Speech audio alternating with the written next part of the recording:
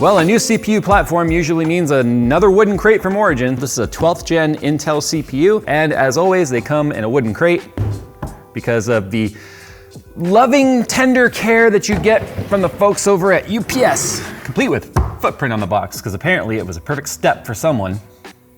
As much as I appreciate what the crates do for shipping, I don't like having to take these apart. But, you know, it's better than having UPS disassemble it for you, right? As much as I do love Origin, by the way, thanks to Origin for sponsoring today's video. If my serves memory me correct, it's been a long week, guys. There are instructions on how to remove the package from the crate inside the crate. There are your uncrating instructions inside. I still can't wrap my head around that. They can wrap a crate around it. And UPS will step on that thought. Ejecto-fend. Imagine you have to do that for every new crate in the game. All right, so the Millennium PC, this is actually the same PC specs and everything that we gave away in our month of Jay's Giving. I believe it was week number 3 was the week where we gave one of these away. And there's the shirt that comes in every single order. We also just have a mouse pad in here somewhere, I believe, unless that comes with just the laptops, I can't remember. So here's the accessory box. Yeah, see extra power supply cables, the motherboard accessories. This is an MSI motherboard based on that. Your power cable for the tower, wireless fans, or wireless antennas, keychain Phillips and flathead screwdrivers. Interesting. So this is actually going to be our 12th gen test rig because remember I talked about my personal build. I only had one 1200K or 12900K, and that's the one that I'm using in my personal build. But I couldn't do that until I knew this was on its way because I needed to still have one for testing purposes. Oh, we do get a mouse pad. It's right here. So I needed this to be on, at least on its way before I could commit to using my parts sent by Intel for the my personal build. So there's the Origin mouse pad. Nick, can you add that to our stack of pads, please? The fabric is so soft that is they use to protect the case. I kind of want to cut 2 holes in this and use them as like baggy underwear with a bullseye.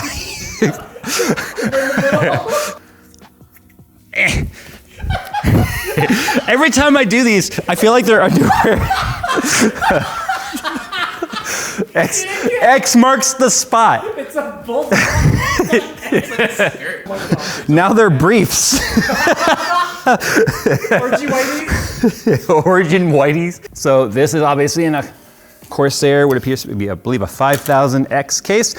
Oh, I didn't even realize that. Look at this. I was so busy playing with my underwear. Yeah, so this is part of their UV printing process that you can add to any of their builds. Well, builds that offer it obviously will be a part of the options that you can select. So they just took my logo and put it on there. It's just got this neat kind of a, you know how to describe it. It's a bit of a weathered effect, if you will. And I want to see if this Instapak stayed in place. So far, we had a little bit of, this is just a shroud, by the way. This isn't the actual cooler, it's just a shroud. We'll see if that got damaged in any way. I mean, Origin does what they can. I know I've been kind of harping on them this video so far, but damned if UPS won't do everything it can to make sure it gets there broken. This is just magnetic, by the way. So check this out. See, that's it. So if that gives you any indication of the kind of force this received at some point for that to pop right off there. All right, so in terms of specs, it's a 12900K Intel 12th gen, like I said. I'm gonna take out a stick of RAM. I believe this is gonna be 32 gigs, 2 16 gig sticks. So 2 16 gig sticks, 5200 megahertz DIMMs, which is kind of like what Corsair sort of came out of the gate swinging with in terms of their memory configs. RTX 3080, I believe it's a 3080, not a Ti. We've got obviously the Corsair Elite Series AIO, so it's got the LCD screen on the front. Remember what we did with ours? That is awesome. 360 AIO, which should be plenty for cooling this 12th gen. I mean, we've got 3 intake fans, another 3 intake fans on the side, 3 exhaust fans, and another exhaust fan in the rear. So we got 4 exhaust, 6 intake. Should be more than enough airflow to give us positive pressure and to obviously make sure that everything stays nice and cool. Fan filters on the front and on the sides, so we don't have too much dust to deal with. RM1000X power supply, and the motherboard, it is a silver edition MSI MAG card, so an MAG, or a motherboard. And I'm assuming all of our storage is gonna be, nope, it's not all M.2 because I see a SATA cable. So let's go ahead, take a look at the back. Because one of the things that Origin is really known for is its extreme, I don't even want to use the term overuse, because I don't believe there's necessarily a situation where there's overuse, but extreme cable management. And yeah, so not bad considering the fact that we have a Samsung SATA SSD right here, a fan controller up here which has nothing plugged into except for some of the case stuff, the RGB fan controller here, which is the Elite hub that comes with the AIO, another fan controller right here, and everything is cable managed, and look, a USB hub down here, an NZXT USB hub. So, because we got so many USB devices apparently, we've got 4 additional USB 2.0 devices plugged in down here. Let me put these panels back on, let's get it fired up. Let's see what RGB configuration they put it in. Knowing my logo and the way they did our Stream PC that we brought to the Scholars Collective with the JCSense logo and stuff, I assume it's probably gonna be some sort of red. And let's do some temperature testing inside the chassis. So as expected, here's the red blinky theme they did because of my red color, all of my channel logo, and then obviously there's a background they pre-installed on here, just a little custom thing to show. First things first, the motherboard has its own socket temperature display and the white LEDs up there. So right now it's 32, 31, 32, that's the socket temp. On display in the center of the Corsair AIO is the liquid temperature. That's the temperature of the coolant itself. And then I'm watching all of the core temperatures right here, which are all sitting in the mid to upper 20s. Now I have no idea what the current BIOS configuration is on this. It's not an ASUS board, so I don't know if MSI has any sort of enhancement enabled by default. We'll go in and we'll look at that in a second, but I wanted to see in its out-of-the-box configuration what the temperatures and the score end up looking like. Now, I believe the stock score we got last time was in the neighborhood of 27,000. It was in the 27,000 ballpark. Phil can actually look it up and see, put it on screen right here what it exactly was. And let's see what the temp shoot up to. So the socket right now is at, there's that Intel 12th gen heat. There you are. We knew you were there. 91 degrees, 90 degrees currently on the socket. P-cores are all sitting at the high 80s, low 90s. And that was a 26,295. So that's about what I expected. I'm a little surprised at the temperature, to be honest, because we tested it with a 360 AIO ourselves. But you know, I don't know what the MSI standard settings are. It might be just shooting way too much voltage there unnecessarily. So I'm gonna run it again because I'm just kind of curious. 100C right there on the socket and on the cores. So clearly there is some fine tuning, in my opinion, that will need to be done. Now, the reason why I use Cinebench R23 when we test something is because of the fact that it's the most demanding test that we have, that we can use to hit all the cores with as much computational effort as possible to bring the temperature up past what is considered to be a realistic day-to-day use case scenario. That is the worst case you would expect. See if we could crank up the fans a little bit. This is not a fan problem. If this was a fan problem, you would see it happen slower over time. This is a voltage problem with 12900K and this motherboard, guaranteed. It's just, I guarantee it is pumping far too much voltage than what is actually necessary. And that's kind of unfortunate with the out-of-the-box type stuff. So a couple things to point out. You'll notice the coolant temp is bouncing between 30 and 31. That's because of the fact the system's been on and running now for a bit, which means the coolant's gotten a little bit warmer. But I want you to keep keep in mind what the temperatures are on the socket and the cores, and I'll call them out. It was calling for just under 1.4 volts under full load, which is far too much. If you guys recall from our 12th gen review, I showed you how undervolting it gave us significant reduction in temperatures and still allowed us to go with a pretty significant overclock of 200 megahertz per E-core and P-core, which really uplifted our score. Now, I didn't do any sort of raising of the core clocks on here. XMP is enabled, which it already was from the factory, so Origin is obviously enabling XMP, giving you the 5200 megahertz advertised on the RAM. But I undervolted it, well, not undervolted, but I set a static voltage of 1.275 right now, or 1.270. So that liquid temperature right now is seeing the CPU hitting 1.270 volts even at idle right now, which is not the proper way to run voltage for best efficiency and cooling, but it is a way to find out what your stable voltages are when you're playing around with undervolting, overclocking, and all that sort of stuff. So by just dropping it to 1.27, which could still use a lot of tuning, as well as I bet you a repasting of that CPU block would help because of the sheer impact that UPS clearly put this box through. Enough to pop the cover off tells me it could have been enough to jostle the CPU enough to kind of break the thermal paste seal, now creating cracks in there and potentially not giving us very good coverage. But still, I want to review the out-of-the-box experience. That's the first thing I would do if I continue to see temps not want to come down under load, is check the thermal paste, reapply if necessary.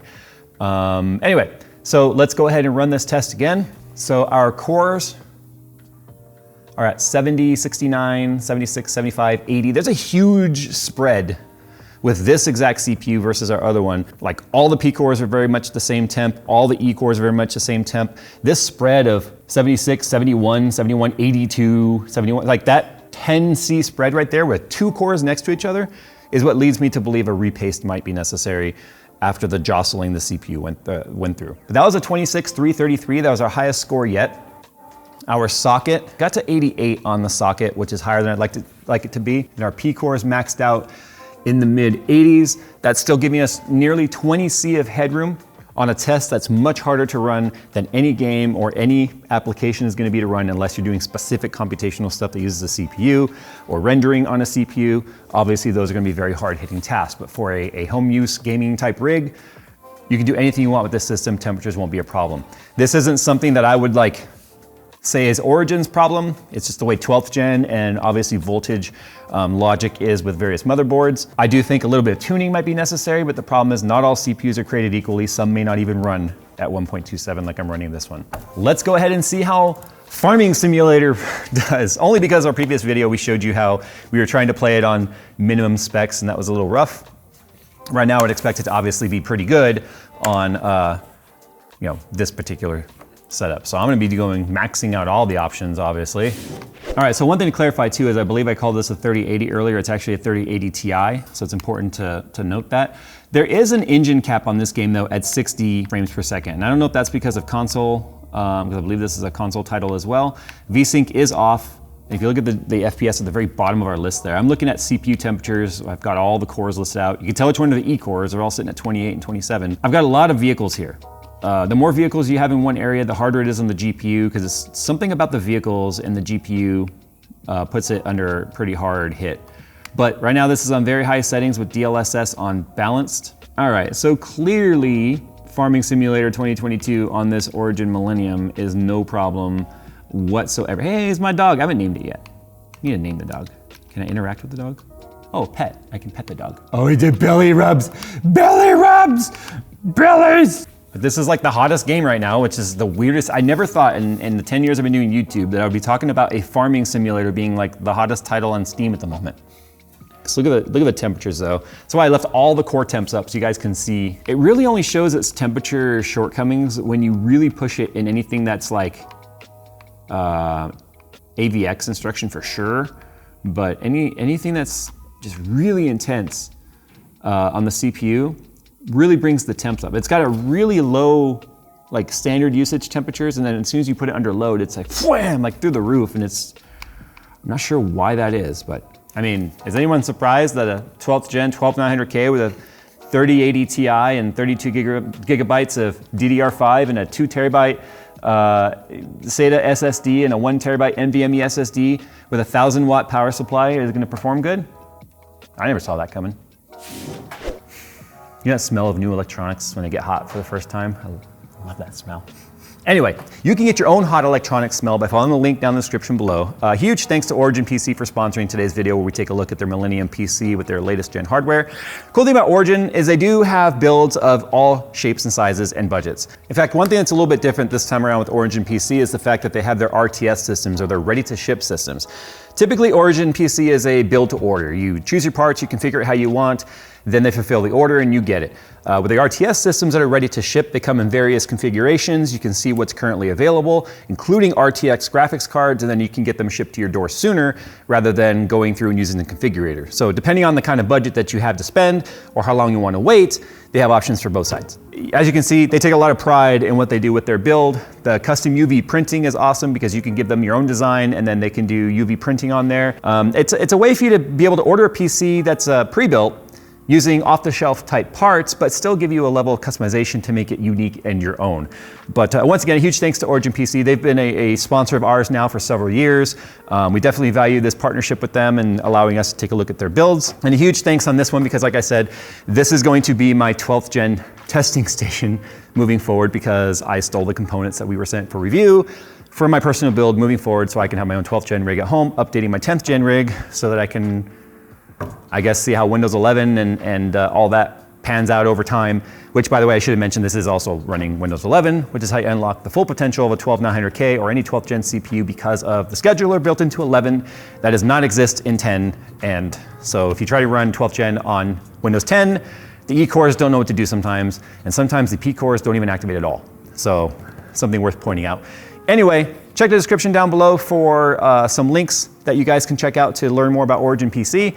And don't forget, we are doing 31 days of Techmas right now, which means a video every single day in December. Some will be longer, some will be shorter, some will be funny, some will be phoning it in. It'll be a little bit of everything. Thanks for watching, guys, and as always, we'll see you in the next one. Oh, if you guys like seeing Phil and Nick in that previous video and want to see them more and give me some time off, sound off down below so I can make them do a video where I don't do shit that day.